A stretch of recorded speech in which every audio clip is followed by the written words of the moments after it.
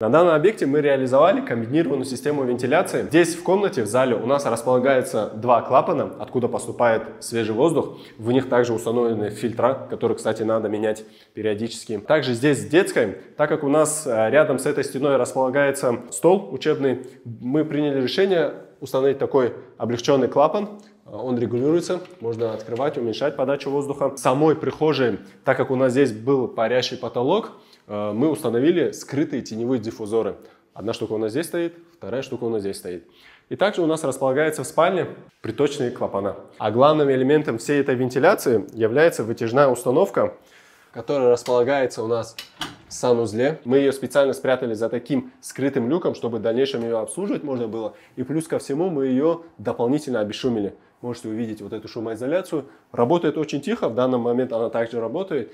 И в принципе заказчик доволен. Обошлось все это в 210 тысяч рублей.